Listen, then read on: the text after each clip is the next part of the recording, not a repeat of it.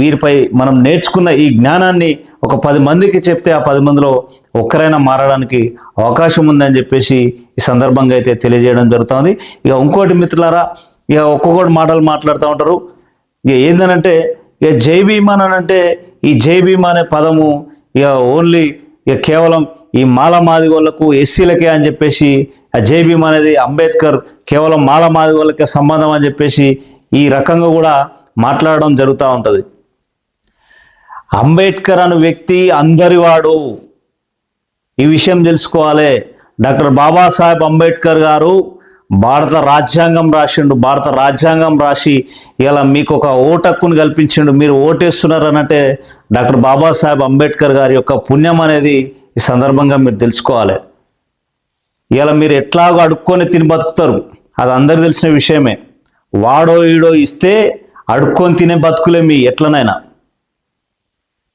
ఇక మీ దగ్గరికి ఎప్పుడు రారు, మీరు ఎప్పుడు అడుక్కోవడానికి పోవాల్సిందే ఈ అగ్రవర్ణాల దగ్గరికి. మీ దగ్గరకు వచ్చేది ఎప్పుడు? కేవలం ఓటు వేసేటప్పుడు, ఓట్లప్పుడు మాత్రమే అమ్మా నాకు ఓటేయండి అని చెప్పేసి దండం పెడుతున్నటువంటి పరిస్థితులు అయితే మనం చూస్తా ఉన్నాం. నీ దగ్గరికి వచ్చినప్పుడు, నీకు దండం పెట్టి ఓటు అడిగినప్పుడు, అప్పుడు నువ్వు ప్రశ్నించి నీకేం కావాలనో అదే ఒక్కరోజు ఆ ఓటు అనే ఆయుధంతో మార్పు అనేది జరుగుతూ ఉంటుంది. అరే లుచ్చా నా కొడుకులారా, కొంతమందికి అయితే నేను సావిత్రిబాయి పూలే జయంతి సందర్భంగా నేను సవాల్ చేస్తా ఉన్నా.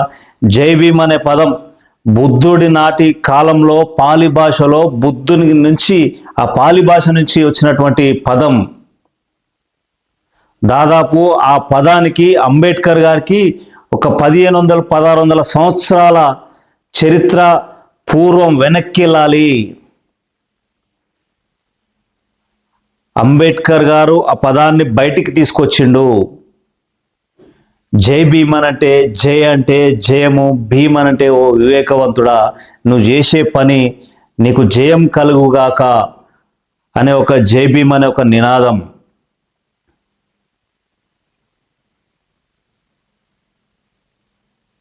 ఇది అంబేద్కర్కి సంబంధించింది కాదు, ఇది బుద్ధుడి నాటి పాలి భాష ఆ కాలం నుంచి వచ్చినటువంటి ఆ పదం.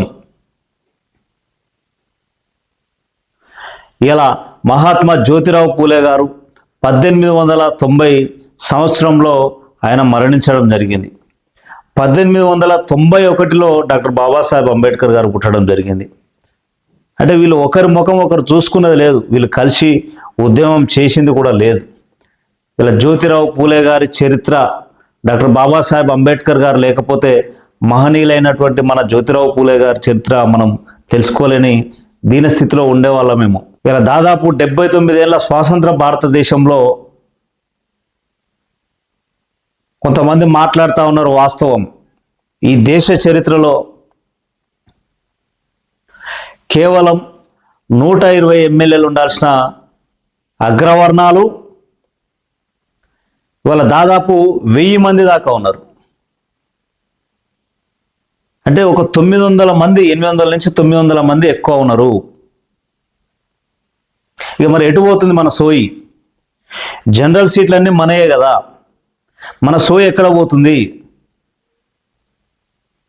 ఇలా ఎస్సీలు, ఎస్టీలు వాళ్ళ రిజర్వ్డ్ స్థానాల్లో వాళ్ళు ఉన్నారు, వాళ్ళ ఎంటిక కూడా ఓటు బీకలేడు.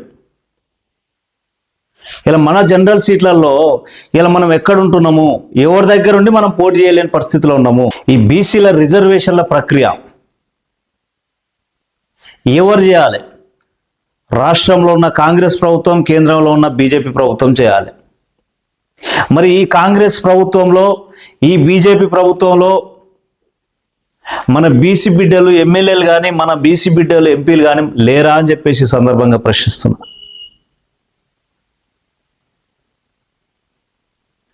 ఇలా ఈ రాష్ట్రంలో 119 ఎమ్మెల్యే స్థానాలు ఉంటే 19 ఎస్సీలకు పోతే 12 ఎస్టీలకు పోతే రిమైనింగ్ 88 స్థానాలు ఉంటాయి. ఆ 88 స్థానాలు జనరల్ ఉంటే ఇక మన బీసీ బిడ్డలు మన వాళ్ళు ఎంతమంది ఉన్నారు ఒక్కసారి ఆత్మ పరిశీలన చేసుకోవాలి. జనరల్ సీట్లలో పోటీ చేయడానికి మనకు అవకాశం లేదా? మన బీసీ బిడ్డలకు జనరల్ సీట్లలో పోటీ చేయడానికి మనకు అవకాశం లేదా? మరి ఎంతమంది ఉన్నారు? 1952 నుంచి కూడా ఒక్కొక్క నియోజకవర్గంలో చూస్తే కనీసం ఒక్క బీసీ ఎమ్మెల్యే కూడా పోటీ చేయనటువంటి పరిస్థితులు ఉన్నాయి. ఇలా 130 కులాలుంటే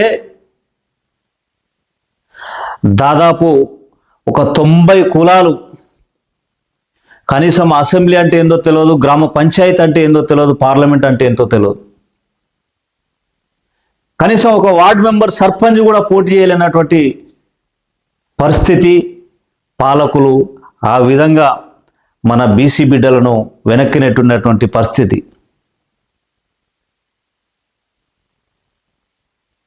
ఈ సందర్భంగా సూటిగా ప్రశ్నిస్తా ఉన్నా, మన అన్న ఆర్ కృష్ణన్న కావచ్చు, తీన్మార్మలన్న కావచ్చు,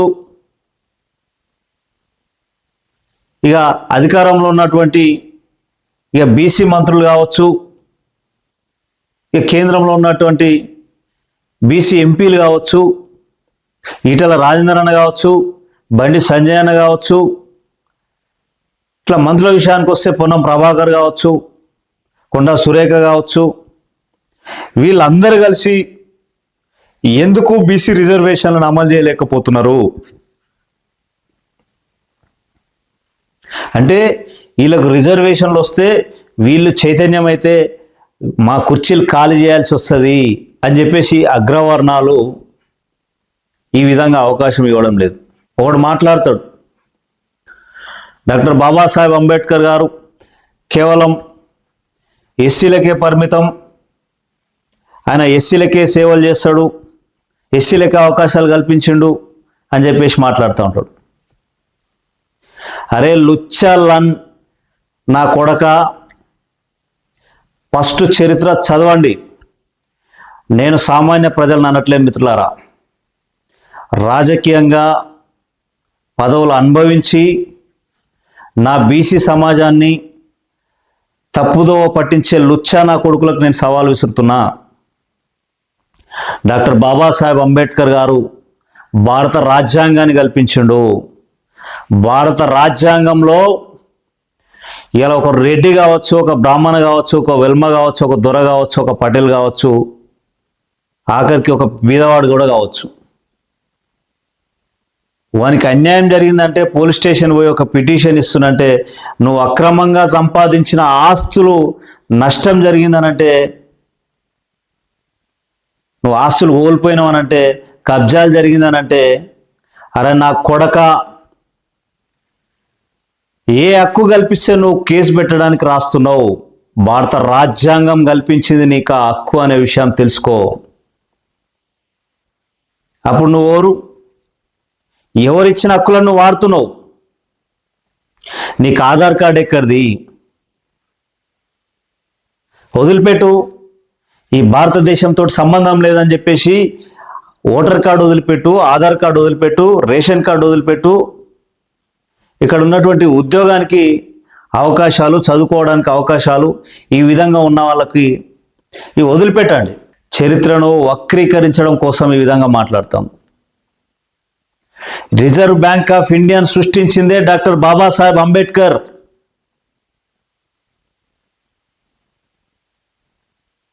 ఒక కరెన్సీని ఏర్పాటు చేసింది డాక్టర్ బాబాసాహెబ్ అంబేద్కర్. కానీ ఆ కరెన్సీ మీద కనీసం నేటికి కూడా ఎంతోమంది ఉద్యమకారులు, ఎంతోమంది మేధావులు పోరాటం చేసినా కూడా కనీసం ఒక నోటు మీద డాక్టర్ బాబాసాహెబ్ అంబేద్కర్ గారి ఫోటో పెట్టడానికి అవకాశం కల్పించట్లేరు. సిగ్గుపడాలి. ఇలా జై భీమ్ అని మాట్లాడుకుంటా అంబేద్కర్ గారు వర్ధంతులు, జయంతులు మేం చేస్తున్నామని చెప్పి ఇలా స్టాచ్యూలు పెట్టి, విగ్రహాలు పెట్టి ఈ విధంగా చేసే అగ్రవర్ణాల కొడుకులకు నేను హెచ్చరిస్తా ఉన్నా, మీదికే మీది ప్రేమ, వీళ్ళు ఎక్కడ చైతన్యం అవుతారు అని చెప్పేసి ఆ కరెన్సీ నోట్ల మీద మహాత్మా జ్యోతిరావు పూలే గారి ఫోటో ఎందుకు పెట్టరు? సావిత్రిబాయి పూలే గారి ఫోటో ఎందుకు పెట్టరు? అంబేద్కర్ గారి ఫోటో ఎందుకు పెట్టరు? పెరియార్ రామస్వామి నాయకర్ గారి ఫోటో ఎందుకు పెట్టరు? ఇట్లా మహోన్నతమైన వ్యక్తులు అనేక మంది ఉన్నారు. కాంశీరామ్ గారు ఉన్నారు. అంటే వీళ్ళ చరిత్రను బయటికి తీసుకొస్తే వీళ్ళు చైతన్యం అవుతారు. అరే నా కొడుకులారా, 79 ఏళ్ళ స్వాతంత్ర భారతదేశంలో విద్యను వ్యాపారంగా చేస్తూనే ఉన్నారు, దోపిడీ చేస్తూనే ఉన్నారు. వైద్యాన్ని వ్యాపారం చేసి దోపిడీ చేస్తూనే ఉన్నారు. రాజకీయాన్ని వ్యాపారం చేసి దోపిడీ చేస్తూనే ఉన్నారు. మా మహనీయుల చరిత్రని మరుగున పడేసి కూడా ఇలా మమ్మల కూడా ఇంకా కూడా మరుగున పడేయడానికే చూస్తున్నారు కదరా.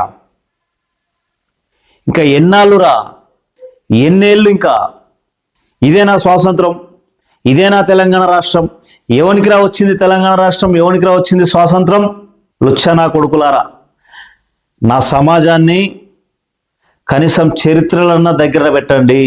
నేటికి ఎంతోమంది మహనీయుల విగ్రహాలు లేకపోవడం నిజంగా చాలా బాధాకరం. రానున్న రోజులలో బహుజన సమాజం అంతా చైతన్యమవుతా ఉంది. బీసీ, ఎస్సీ, ఎస్టీ, మైనార్టీ వర్గాలంతా కూడా చైతన్యం అవుతా ఉన్నారు. ఇక బహుజన రాజ్యాధికారం రానున్న రోజుల్లో అతి తొందరలోనే వస్తుందని చెప్పేసి సందర్భంగా తెలియజేయడం అయితే జరుగుతూ ఉంది. దయచేసి చరిత్ర తెలియకుండా వాడోడో చెప్తుండు, వీడోడో చెప్తుండు కాదు. ముందు నువ్వు చదివి నువ్వు నేర్చుకో. అసలు డాక్టర్ బాబాసాహెబ్ అంబేద్కర్ గారు ఎస్సీ కమ్యూనిటీలో లేడు, ఆయన బౌద్ధిస్టు.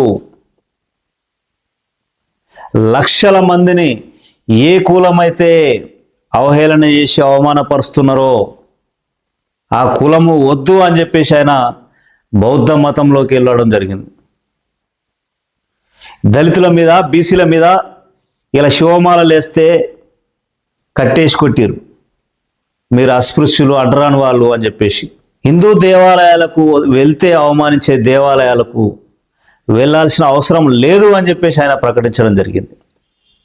మహనీయుల చరిత్రలు బయటకు వస్తే వీళ్ళు చైతన్యమవుతారు, రాజకీయాలు చేస్తారు, ఉద్యోగాలు సంపాదిస్తారు, వ్యాపారాలు చేస్తారు. కాబట్టి వీళ్ళను భక్తిలో ముంచాలే. మహనీయుడు కాంశీరామ్ గారు చెప్పారు ఒక మాట,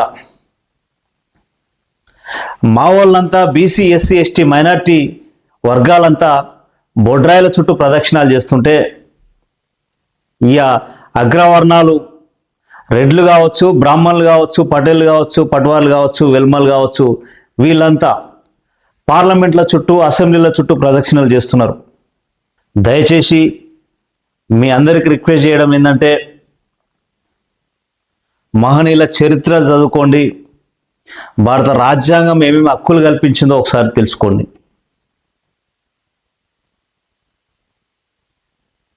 మరొక వీడియోతో మళ్ళీ కలుద్దాం మిత్రులారా. అందరికీ జై భీమ్ తెలియజేస్తున్నా.